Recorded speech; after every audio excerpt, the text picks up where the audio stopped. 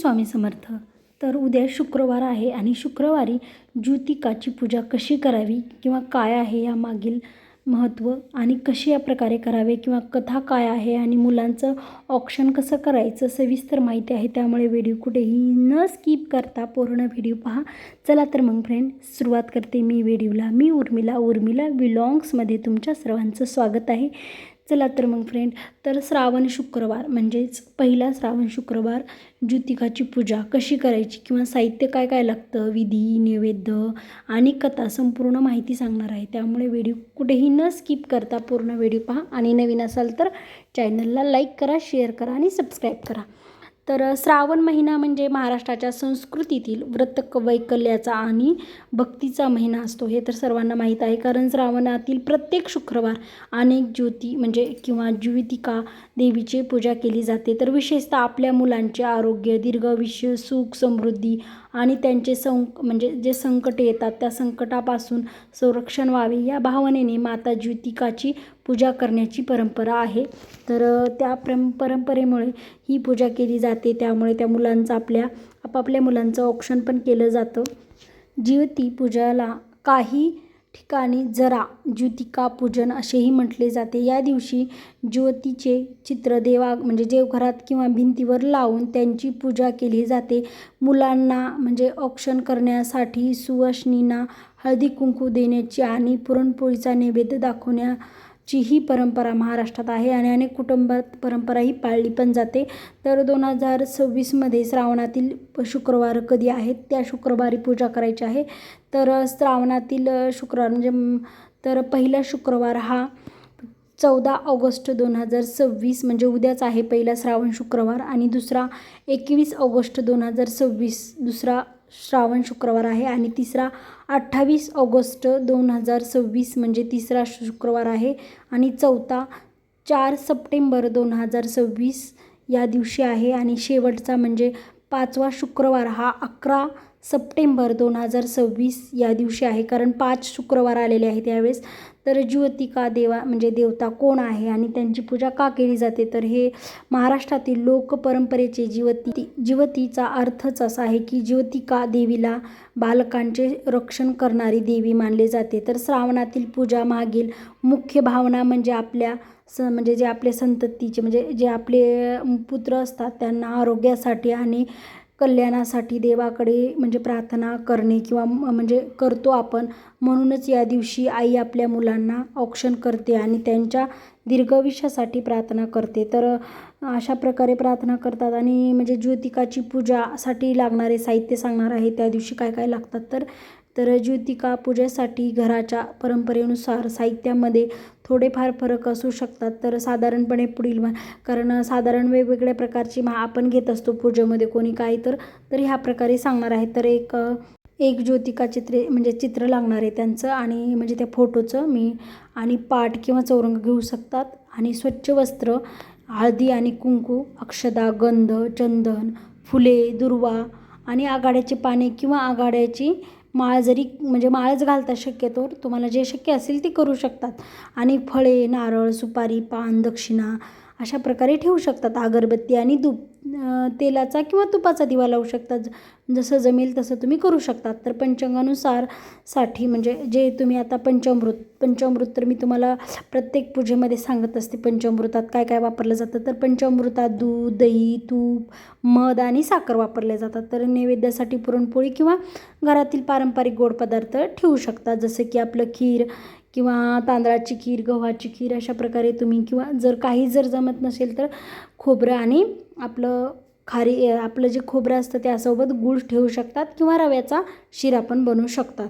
तर मुलांच्या औक्षणासाठी म्हणजे आरतीचे ताट बांधावे. तर मुलांचे औक्षण करण्यासाठी काय ताटात लागतं ते पण सांगणार आहे मी.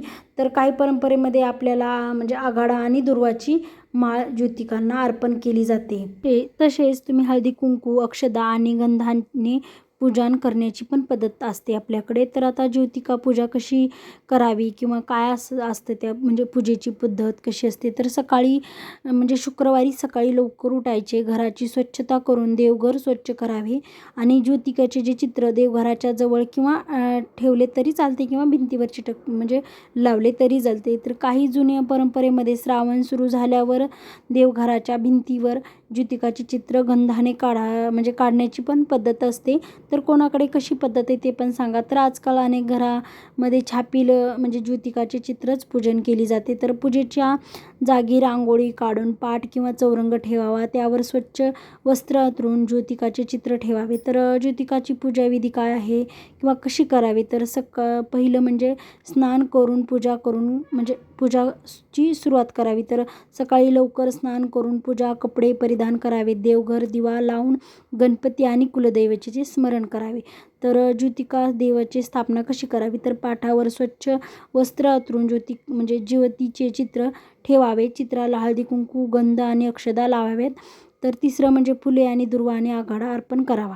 तर ज्योतिका देवीला फुले दुर्वा आणि परंपरेनुसार आघाड्याची माळ अर्पण केली जाते. तर नैवेद्य कसा ठेवायचा. तर नैवेद्य देवासमोर पुरणपोळी दूध फळे फुटाणे जरी चालतेत, गूळ किंवा घरच्या परंपरेनुसार तयार केलेले नैवेद्य ठेवले तरीही चालेल तुमच्या प्रकारे. तर आता ज्योतिका देवींची कथा सांगण्याची परंपरा. तर पूजेनंतर ज्योतिका देवी किंवा जरा म्हणजे जीवतिकेची प्रज्वलित कथा वाचावी किंवा ऐकावी. कथा सांगताना मुलांच्या आरोग्यासाठी आणि कल्याणासाठी देवीकडे प्रार्थना केली जाते. तर म्हणजे तुम्ही आरती वगैरे करू शकतात नैवेद्य दाखवल्यानंतर. आणि मुलांचे औक्षण कसे करावे. तर अनेक कुटुंबामध्ये या दिवशी मुलांना औक्षण करण्याची विशेष परंपरा आहे. तर मुलाच्या कपाळाला कुंकू किंवा गंध लावून आरतीने त्यांचे औक्षण केले जाते. तर हळदी कुंकू सुवासिनींना घरी बोलवून हळदी कुंकू किंवा फुले सुपारी आणि दक्षिणा देण्याची प्रथा आहे. तर कुटुंबात आहेत ही परंपरा म्हणजे आपल्या प्रत्येकच घरानुसार वेगवेगळ्या असू शकतात. तर अनेक कुटुंबात कोणत्याही एका शुक्रवारी सुवासिनीला जेवायला बोलून तिची म्हणजे ओटी भरतात किंवा कोणाच्या घरी दर शुक्रवारी बोलून फक्त हळदी कुंकू आणि ओटी भरतात. असं वेगवेगळी प्रथा आपापल्या घरची वेगवेगळी असतात. तर ज्योतिका पूजेचे नैवेद्य काय करावे. तर ज्योतिका पूजेसाठी पुरणपोळी किंवा गूळ फुटाणे हा महाराष्ट्रातील म्हणजे आता आपल्या प्रत्येकच पुरणपोळी हा नैवेद्य आहे. तर प्रचलित म्हणजे नैवेद्यापैकी एक आहे की काही म्हणजे आपण वेगवेगळ्या प्रकारे करू शकतात. तर कुटुंबामध्ये पुरणाचे दिवे करून ते देवांना अर्पण करण्याची पण परंपरा आहे काही ठिकाणी. तर या दिवशी घरांच्या परंपरेनुसार खीर दूध फळे किंवा इतर गोड पदार्थ काही पण नैवेद्य म्हणून येतात. तर नैवेद्याचा मुख्य हे पदार्थांची संख्या श्रद्धा आणि म्हणजे भक्तिभावानेच हा आपण करतो. म्हणजे त्यामुळे प्रत्येक घरांच्या म्हणजे कलांचनानुसारच आपण नैवेद्य करण्याची योग्य पद्धत मानली जाते. तर प्रत्येक घरची वेगवेगळी पद्धत असते. तर आता ज्योतिका पूजनची प्रचलित कथा पण सांगणार आहे मी तुम्हाला. तर पूर्वी एका गावात म्हणजे एक गरीब स्त्री आपल्या मुलांसह राहत होती. तर ती अत्यंत श्रद्धाळू होती. श्रावणातील शुक्रवार आला की ती ज्योतिका देवींची भक्तिभावाने पूजा करीत असे आणि आपल्या मुलांच्या संरक्षणासाठी देवीकडे प्रार्थना करीत असे. एकदा तिच्यावर मोठे संकट आले. घरात अन्न नव्हते तरीसुद्धा तिने श्रद्धा सोडली नाही. उपलब्ध असलेले थोडासा साहित्याने तिने ज्योतिका देवींची पूजा केली आणि आपल्या मुलांचे रक्षण करण्याची विनंती केली. तिच्या भक्तीने देवी प्रसन्न झाली आणि तिच्या मुलावरील संकट दूर झाले अशी लोकमान्यता आहे की त्यानंतर त्या स्त्रीने दर श्रावणी शुक्रवारी ज्योतिकाची पूजा करण्याची परंपरा कायम ठेवली. या कथेतून आईचे सातत्यविषयीची माया श्रद्धा आणि संकटाच्या काळातही देवावर ठेवलेला विश्वास हा संदेश दिला जातो. ज्योतिका पूजेचे धार्मिक महत्त्व तर अशा प्रकारे आहे. तर ज्योतिका पूजेचा केंद्रबिंदू म्हणजेच सततीचे कल्याण आणि संरक्षण. आई आपल्या मुलांच्या आरोग्यासाठी दीर्घायुष्यासाठी आणि सुखी जीवनासाठी देवाकडे खरंच खूप प्रार्थना करत असते. तर अशा प्रकारे तुम्ही मुलांसाठी तुमच्या ज्योतिका देवींची पूजा केलीच पाहिजे आणि शक्य असेल तर करावीच दर शुक्रवारी. तर या पूजेमुळे कुटुंबातील श्रद्धा, प्रेम आणि एकत्रीपणाची भावना दृढ होते. मुलांना म्हणजे औक्षण करणे, सुवासिनींना हळदी कुंकू देणे आणि प्रसाद वाटणे या प्रथा कुटुंब आणि समाजातील स्नेह वाढवतात. तर म्हणजे जीवती पूजन हे केवळ धार्मिक विधी न राहता आईच्या वात्सल्याचे आणि संततीसाठीच्या मंगल कामनेचे प्रतीक मानले जाते. तर ज्योतिका पूजेविषयी उपासना करावी का करावी याबद्दल सांगणार आहे. तर ज्योतिका पूजेसाठी सर्व कुटुंबांना म्हणजे लागू होईल असा एकच नियमारिक उपासनाचा नियम म्हणजेच नियमच नाही, तर काही महिला श्रद्धेनुसार उपवास किंवा म्हणजे फळाहार करून पण करू शकतात. तर काही जणी नेहमीप्रमाणे भोजन करून पूजा करतात. तर उपासना करायची की नाही हे आपल्या म्हणजे कुलचार, आरोग्य आणि वैयक्तिक म्हणजे श्रद्धेनुसार ठरवले जाते. तर पूजेचा मुख्य भाग म्हणजे भक्तिभावाने ज्योतिका देवींचे स्मरण आणि संततीच्या कल्याणासाठी प्रार्थना करणे असा होतो. तर या प्रकारे तुम्हाला जर शक्य असेल तर करू शकतात किंवा करू शकत नाही, प्रत्येकाचा वेगवेगळा भाव असतो. तर म्हणजे ज्योतिका पूजेविषयी काय करावे, घर आणि देवघर स्वच्छ ठेवावे, ज्योतिका देवींची पूजा श्रद्धेने करावी, मुलांचे औक्षण करून त्यांच्या आरोग्यासाठी प्रार्थना करावी, देवीला फुले, दुर्वा आणि आघाड्याची माळ अर्पण करावी, पुरणपोळी किंवा आपल्या घरातील पारंपरिक नैवेद्य दाखवावा, ज्योतिकाची कथा ऐकावी, वाचावी, आरती करून प्रसाद वाटावा, शक्य असल्यास सुवासिनीला हळदी कुंकू द्यावे, आपल्या घराच्या परंपरेनुसार पूजा करावी. तर ज्योतिका देवींचे महत्त्व एका वाक्यात म्हणजेच काय आहे तर मी ते सांगते.